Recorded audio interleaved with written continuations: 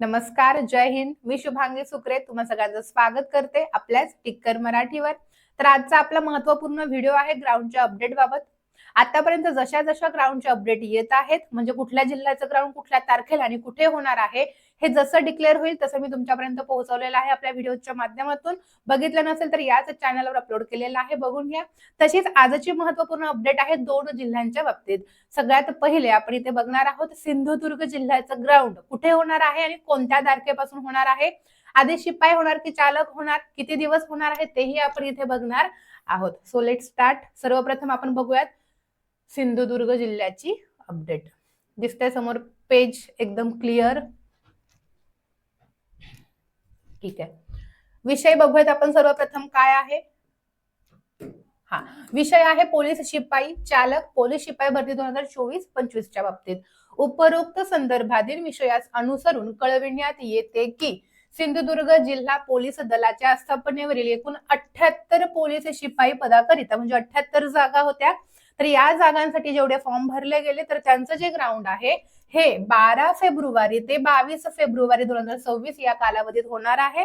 आणि चालकच्या ज्या काही 9 जागा होत्या यांचं ग्राउंड 22 तारीख झाल्यानंतर शिपाई संपल्यावर लगेच 23 तारखेपासून चालकचं ग्राउंड चालू होते. 23 फेब्रुवारी ते 26 फेब्रुवारी पर्यंत म्हणजे मंथ एंड पर्यंत पूर्ण सिंधुदुर्ग आपलं शिपाईचं पण ग्राउंड संपते आणि चालकचं सुद्धा ग्राउंड संपत आहे. या कालावधीत पोलीस मुख्यालय सिंधुदुर्ग येथील पोलीस परेड मैदानावर पोलीस भरती आयोजित करण्यात आलेली असून सदर मुदतीत उमेदवारांची मैदानी चाचणी घेण्यात येणार आहे.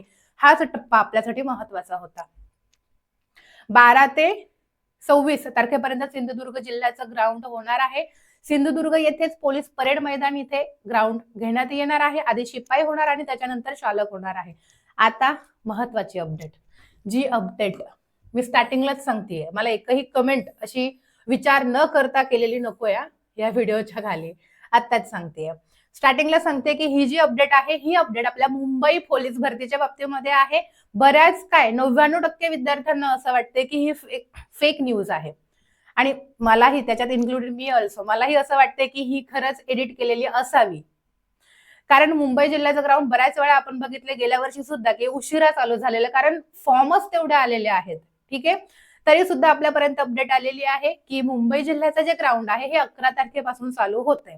बरं, ही अफवा असू देत किंवा खरं असू देत, ग्राउंड तर होणारच आहे, भरती तर द्यायचीच आहे. शॉर्टकट काहीच नाहीये, भले ती मुंबईचं का ग्राउंड असू द्या, शॉर्टकट काहीच नाहीये. आपल्याला जे काही करायचं बाकी जिल्ह्यांचं जसं होणार आहे तसंच याचं सुद्धा होणार आहे. त्याच्यामुळे जरी फेक न्यूज असली आणि जरी खरी न्यूज असली आपल्याला तयारीत राहायचंय. जरी 11 फेब्रुवारीला ग्राउंड चालू नाही झालं मुंबई जिल्ह्याचं, पुढे 10-15 दिवसानंतर तर चालू नक्कीच होईल ना. मग असं समजा की खरंच 11 तारखेपासून चालू होणार आहे आणि ही फेक न्यूज आहे की काय आपल्याला 2 दिवसात समजून येईलच की. त्यामुळे जे माझ्यापर्यंत आले ते तुमच्यापर्यंत मी पोहोचवतेय. ठीक आहे, बघूयात आपण मुंबई पोलीस भरती 2024-25 अंतर्गत शारीरिक मोजमाप व मैदानी चाचणीकरिता पोलीस बंदोबस्त पुरविण्याबाबतचा हा अपडेट आहे. बघूयात आपण महत्वाचं काय सांगितलं आपल्यासाठी. ते सगळं जाऊ द्या, फेक आहे की काय आहे जाऊ द्यात, आपण बघूयात कशा पद्धतीने घेतलं जाणार आहे ग्राउंड.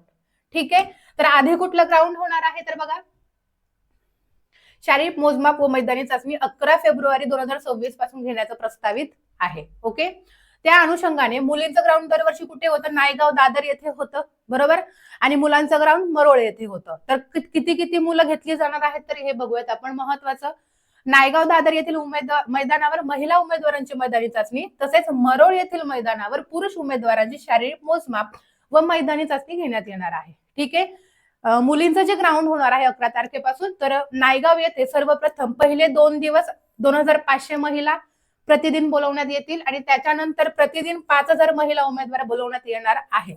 आणि मुलांच्या बाबतीत जर बघायला गेलं तर सगळ्यात पहिले मुलं बघा, मरोळ येथील मैदानावर सुरुवातीला 2500 पुरुष उमेदवारांना बोलवण्यात येणार आहे. त्यानंतर काही दिवसांनी प्रतिदिन उमेदवारांच्या संख्येत वाढ करण्यात येऊन दिवसाला 9000 उमेदवारांना बोलवण्यात येणार आहे. म्हणजे एकदम तगडा बंदोबस्त इथं असणार आहे, तयारी तशी चालू असणार आहेच, म्हणून तर एवढी संख्या सांगितली. प्रतिदिन 9000 उमेदवार, फॉर्मही तेवढे आलेले आहेत आणि भरती मला वाटतं लवकरात लवकर उरकवायची यांना.